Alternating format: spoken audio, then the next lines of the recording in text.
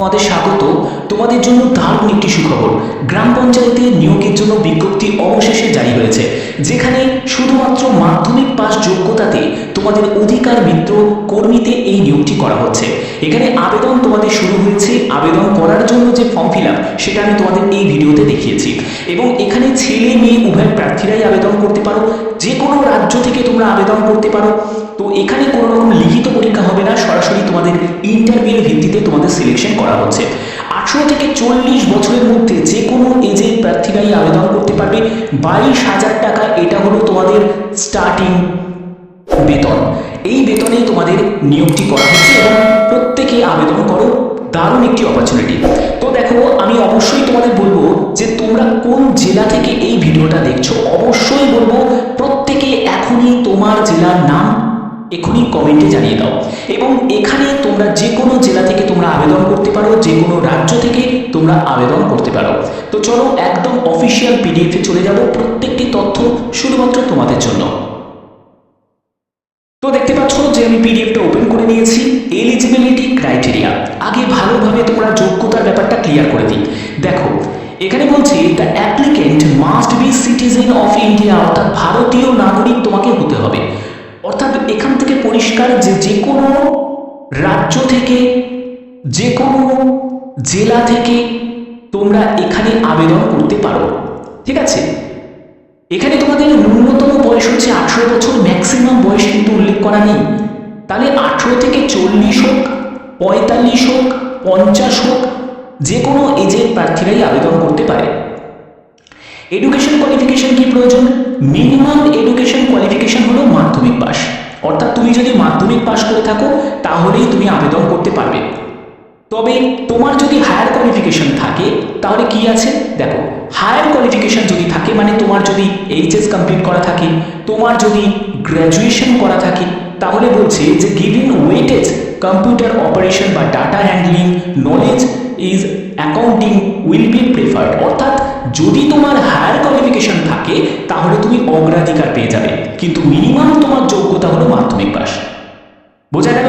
আচ্ছা, তোমরা কিন্তু এখনই কিন্তু প্রত্যেকে কমেন্টে জানাও যে কোন জেলা থেকে এই ভিডিওটা দেখছো, কারণ তোমরা জানো আমি লেটেস্ট আপডেটগুলো তোমাদের কাছে প্রতিদিন প্রোভাইড করে থাকি, যাতে তোমরা বিভিন্ন জায়গায় আবেদন করতে পারো, তোমরা যাতে উপকৃত হতে পারো। ঠিক আছে, এবার দেখো এখানে সিলেকশন প্রসেস। সিলেকশন প্রসেসটা কি? এখানে বলছে আফটার রিসিভিং দ্য অ্যাপ্লিকেশন, অর্থাৎ অ্যাপ্লিকেশন একটি ফর্ম আছে, যে ফর্মটা তোমাদের ফিল আপ করতে হবে, এবং এই ফর্ম ফিল আপের ওপরই কিন্তু তোমাদের সম্পূর্ণ নির্ভর করছে যে তোমাকে ইন্টারভিউতে ডাকবে কি ডাকবে না। এখানে বলছে যে অ্যাপ্লিকেশন ফর্ম রিসিভ করবে তারা, এবং শর্ট লিস্টেড আফটার স্ক্রুটিনি, অর্থাৎ তোমাদের ফর্মটাকে তারা স্ক্রুটিনি করবে। স্ক্রুটিনি করার পরে যদি দেখে যে কোনো ভুল ভ্রান্তি হয়েছে তাহলে সেই ফর্মকে রিজেক্ট করে দেবে। যে ফর্ম দেখবে যে সম্পূর্ণ ঠিকঠাকভাবে ফর্ম ফিল আপ করেছে যে ক্যান্ডিডেট, তার ফর্মটাকে অ্যাকসেপ্ট করবে, এবং শর্ট লিস্টেড ক্যান্ডিডেটকে তাদেরকে ইন্টারভিউয়ের জন্য ডাকা হবে। বোঝা গেল? এই পুরো প্রক্রিয়াটাকে সম্পূর্ণ সিদ্ধান্ত সেটা সিলেকশন কমিটি যে আছে তার উপর চূড়ান্ত কিন্তু নির্ভর করছে, তারাই কিন্তু পুরো ব্যাপারটাকে কিন্তু হ্যান্ডেল করবে। ওকে, আচ্ছা আচ্ছা, এবার দেখে নাও যে তোমরা কিভাবে ফর্মটা ফিল আপ করবে। ফর্ম ফিল আপ করার জন্য একটি অ্যাপ্লিকেশন ফর্ম তোমরা দেখতে পাচ্ছ। ফর্ম ফিল আপটা ভালো করে বুঝে নাও, কারণ এখানে যদি কোনো জায়গায় যদি ভুল ভ্রান্তি করো তাহলে সেই ফর্ম কিন্তু তোমার রিজেক্ট হয়ে যাবে।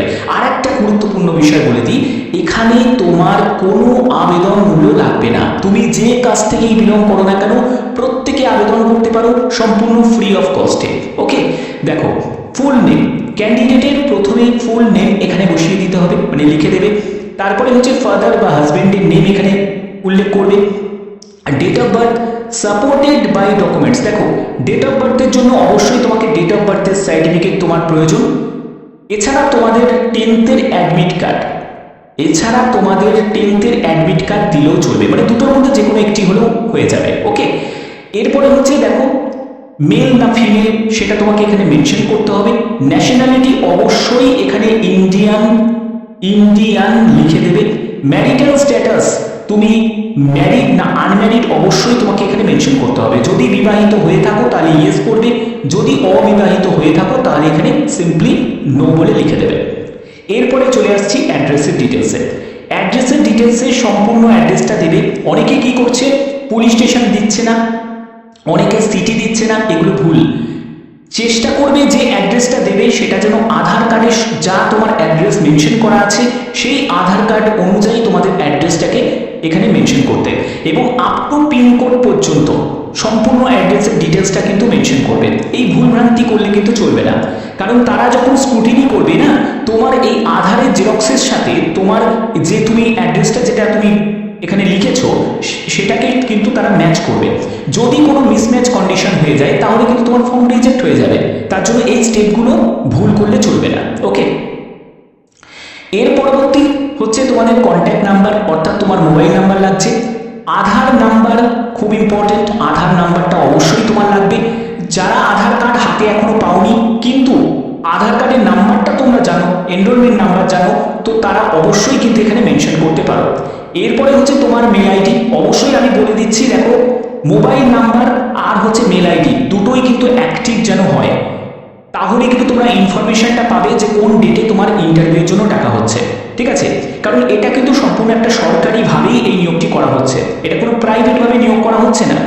এবং এখানে বলছে যে weather belong to SC ST OBC এবং আদার কাস্ট থেকে যদি বিলং করে থাকো তার জন্য যে সাপোর্টিং ডকুমেন্টস সেটা কিন্তু তোমার প্রয়োজন। অবশ্যই তোমাদের কাস্ট সার্টিফিকেট রেডি রাখতে হবে। ঠিক আছে, কি কি ডকুমেন্টস লাগবে আমি সেটাও তোমাদের বলে দেবো। ঠিক আছে, এবার দেখো এডুকেশন কোয়ালিফিকেশন।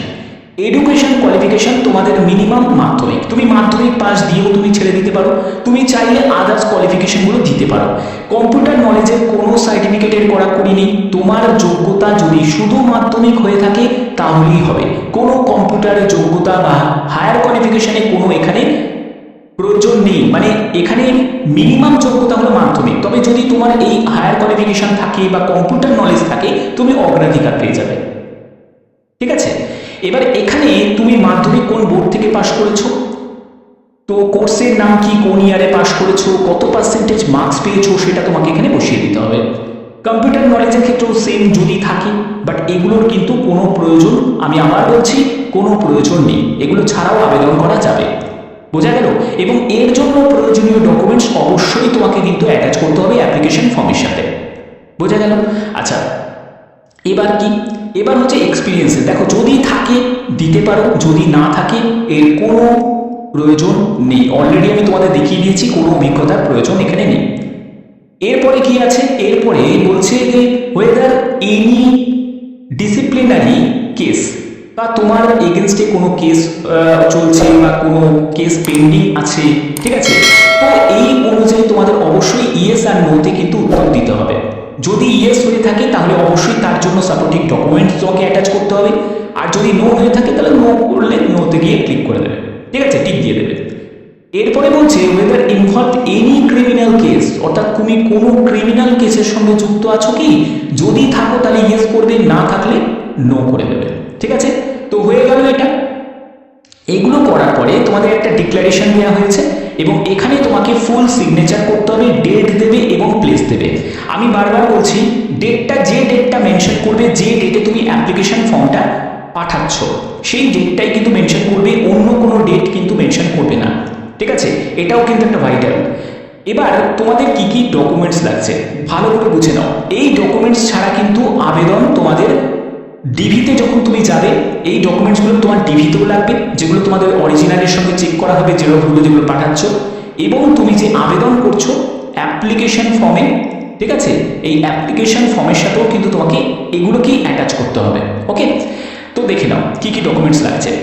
প্রথমত হচ্ছে ডেট অফ বার্থের সার্টিফিকেট অথবা তোমাদের 10th অ্যাডমিট কার্ড। অনেকেই ডেট অফ বার্থের সার্টিফিকেট রিলেটেড অনেক কিছু প্রবলেম হতেই পারে, তো সেক্ষেত্রে তোমাদের 10th অ্যাডমিট কার্ড হলেও কিন্তু হয়ে যাবে।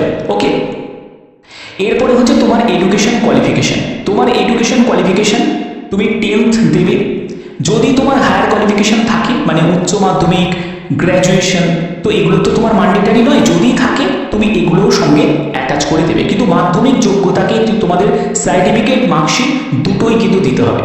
আমি মেনশন করে দিচ্ছি সার্টিফিকেট, মার্কশিট দুটোই কিন্তু তোমাদের লাগবে। বোঝা গেল? এরপরে হচ্ছে কাস্ট সার্টিফিকেট অবশ্যই তোমাদের লাগছে। গভর্নমেন্ট আইডি প্রুফ হিসাবে, গভর্নমেন্ট আইডি প্রুফ হিসাবে আধার কার্ড, আধার কার্ড কিন্তু এখানে দরকার আছে। ওকে, আধার কার্ড কিন্তু দরকার আছে। তো এই সব ডকুমেন্টস অবশ্যই তোমাদের রেডি রাখতে হবে যদি তুমি আবেদন করতে চাও। বোঝা গেল? ঠিক আছে, এবং এগুলোকে তোমাদের সেলফ অ্যাটেস্টেড করতে হবে, করে অ্যাপ্লিকেশন ফর্মের সাথে অ্যাটাচ করে তোমাদের পাঠিয়ে দিতে হবে, কিন্তু কোনো রকম আবেদন মূল্য ছাড়াই, কোনো আবেদন মূল্য লাগছে না, কোনো ক্যান্ডিডেটকেই কোনো রকম আবেদন মূল্য দিতে হচ্ছে না। ওকে, তো দেখো তোমাদের এই যে নিয়োগের জন্য বিভিন্ন যে পঞ্চায়েত লেভেলের এই নিয়োগটি তোমাদের করা হচ্ছে, যেখানে তোমাদের অধিকার ভিত্তিতে তোমাদের পোস্টে নিয়োগ করা হচ্ছে পিএলভিতে। এবার তোমরা এখানে দেখতে পাচ্ছ, যেমন হচ্ছে দেখো এইসব ব্লকগুলোতে, এইসব গ্রাম পঞ্চায়েতের বিভিন্ন জায়গায় কিন্তু তোমাদের পোস্টিং হয়ে যাবে। আগেই আমি তোমাদের পরিষ্কার করে দিয়েছি যে এখানে ভারতীয় নাগরিক প্রত্যেকে আবেদন করতে পারো, যে কোনো জেলা, যে কোনো রাজ্য থেকে আবেদন করতে পারো। তো এই ব্যাপারে তোমরা নিশ্চিন্ত যে তোমরা এখানে আবেদন করতেই পারবে। অর্থাৎ দেখো এখানে গ্রাম পঞ্চায়েতের কোন কোন জায়গা সেই নামগুলো দেওয়া আছে, ঠিক আছে, এবং কত কি ভ্যাকেন্সি আছে সেগুলো কিন্তু এখানে মেনশন করা আছে। দেখো একটি নয় একাধিক কিন্তু এখানে দেওয়া আছে, ভালো করে একবার দেখে নাও। এই দেখো এখানে সম্পূর্ণ ডিটেলসটা কিন্তু এখানে দেওয়া আছে, যে নেম অফ গ্রাম পঞ্চায়েত এবং কোথায় কোথায় কত কি ভ্যাকেন্সি আছে সেগুলো তোমাদের এখানে দেওয়া আছে, ভালো করে একবার দেখে নাও। ঠিক আছে, দেখো এই যে এখানে তোমাদের নিয়োগ করা হচ্ছে। এবার এটা হলো আলিপুর ডিস্ট্রিক্টে, আলিপুরদুয়ার যে ডিস্ট্রিক্ট আছে সেখানেই তোমাদের বিভিন্ন জায়গায় তোমাদের পোস্টিং হয়ে যাবে পিএলভিতে। তো আবেদন কিন্তু যে কোনো জেলা থেকে করতে পারো, যে কোনো রাজ্য থেকে করতে পারো। এই সুযোগটা কিন্তু তোমাদের করে দিচ্ছে ডিস্ট্রিক্ট লিগাল সার্ভিস অথরিটির তরফ থেকে, যে পঞ্চায়েত লেভেলে তোমাদের এই নিয়োগটি করা হচ্ছে, পঞ্চায়েত গ্রাম পঞ্চায়েত লেভেলে, সেখানেই তোমাদের এখানে পোস্টিংগুলো হয়ে যাবে। ওকে, আচ্ছা, আবেদন করার জন্য তোমাদের যে ঠিকানা, আবেদনপত্র কোথায় পাঠাবে বা এই ব্যাপারে তোমরা ইনফরমেশনটা কোথায় পাবে, সেটা হলো তোমাদের এই যে দেখতে পাচ্ছ আলিপুরদুয়ার dcourts.government.in, এই যে অফিসিয়াল ওয়েবসাইটে, সেখানে তোমরা অ্যাপ্লিকেশন ফর্মটাও পেয়ে যাবে, সেখান থেকে ডাউনলোড করে নিতে পারো। এছাড়া আমি ডেসক্রিপশনেও তোমাদের দিয়ে দেবো। ওকে, তো এখানে দেখো তোমাদের অ্যাপ্লিকেশন ফর্মটা কি করবে। অ্যাপ্লিকেশন ফর্মের সাথে প্রয়োজনীয় যা যা ডকুমেন্টসগুলো বললাম সেগুলোকে তোমাদের সেলফ অ্যাটেস্টেড করতে হবে। সেই সেলফ অ্যাটেস্টেড কপিগুলোকে তোমাদের কি করতে হবে, এইখানে পাঠিয়ে দিতে হবে। Office of the district legal service authority, Alipurduar district জাজ কোর্ট কমপ্লেক্স, অ্যাডিশনাল ডিস্ট্রিক্ট জাজ কোর্ট বিল্ডিং, এই ঠিকানায় তোমাদের 23শে জুন 2025 বিকেল 5টার মধ্যেই কিন্তু তোমাকে পাঠাতে হবে। তার আগেই চেষ্টা করবে পাঠিয়ে দেবে। এখানে দেখো তোমরা বাই পোস্টেও পাঠাতে পারো, বাই হ্যান্ডেও তোমরা জমা করতে পারো, সব কিন্তু এখানে মেনশন করা আছে। এবং দেখো তোমাদের মোবাইল নাম্বার, কন্ট্যাক্ট ডিটেলস এগুলো কিন্তু খুব প্রয়োজন। যদি কোনো জায়গায় যদি ইনকমপ্লিট অ্যাপ্লিকেশন হয় তাহলে কিন্তু সেই আবেদন কোনো রকম তোমাদের কারণ না দেখায় কিন্তু রিজেক্ট করে দেওয়া হবে। তার জন্য বলছি খুব সিনসিয়ারলি ভাবে আবেদন করতে হবে। কিভাবে ফর্ম ফিল আপ করবে অলরেডি আমি তোমাদের সেটা দেখিয়েও দিয়েছি। ঠিক আছে, এবার এর জন্যই আমি তোমাদের বলছি যে তোমরা যদি চাও যে তোমাদের জেলাভিত্তিক কোনো আপডেট যদি তোমরা পেতে চাও, এরকমই আপডেট যদি তোমার নিজের জেলাতেও যদি পেতে চাও, তাহলে অবশ্যই কিন্তু কমেন্টে এখনই জানিয়ে দাও যে তোমার জেলার নাম। বাদ বাকি তোমরা তো এখানে আবেদন করতেই পারছো। ঠিক আছে, এবার আমি বেতনের ব্যাপারটা চলে যাই। দেখো এখানে বেতন বলতে গেলে তুমি যেদিন কাজ করবে সেই দিন কিন্তু তোমাকে 750 টাকা করে তোমাদের দেওয়া হবে। ঠিক আছে, অর্থাৎ যেদিন কাজ করবে সেদিন টাকা পাবে, যেদিন কাজ করবে না সেদিন টাকা পাবে না। ঠিক আছে, এরকম ব্যাপার আছে। তো 750 টাকা যদি আমি 30 দিনের যদি হিসাব করি তো 22,500 টাকা মতো দাঁড়াচ্ছে। ঠিক আছে, এবং তার মধ্যে থেকে তুমি 4 দিনের যদি তুমি অফ নাও তাহলে সেটা তোমার ব্যাপার। বাট তুমি 30 দিনও কিন্তু কাজ করতে পারো, যে কোনো একটা দিন তুমি ছুটি রাখতেও পারো, সেটা তোমার উপর ডিপেন্ড করছে। ঠিক আছে, বা তুমি 4টে দিনও সপ্তাহে বা তুমি মাসে 4টে দিনও তুমি ছুটি রাখতে পারো, সপ্তাহে একটা দিনও তুমি ছুটি রাখতে পারো। ঠিক আছে, এটা তোমার উপর সম্পূর্ণ ডিপেন্ড করছে। তো এই হচ্ছে তোমাদের এখানে বিস্তারিত তথ্য, যেগুলো তোমাদের কাছে একদম স্টেপ বাই স্টেপ তুলে ধরলাম।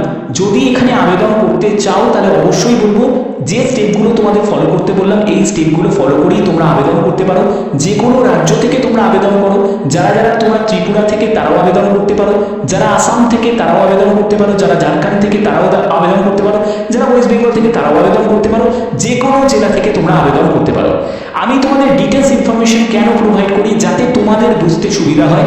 এর জন্যই তোমাদের স্টেপ বাই স্টেপ প্রত্যেকটা তথ্য তোমাদের কাছে তুলে ধরি।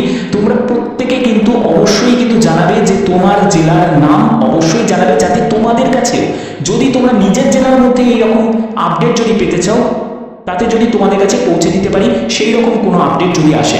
ঠিক আছে, তো আশা করি তোমাদের ভিডিওটা ভালো লেগেছে। আর এরকমই যদি গুরুত্বপূর্ণ আপডেট পেতে চাও কি করতে হবে, চ্যানেলটাকে এখনই বলবো সাবস্ক্রাইব করে বেল আইকনটাকে অল করে রাখো এবং ভিডিওটাকে একটা ছোট করে লাইক করে দাও। তো এখনই মতো এটুকুই।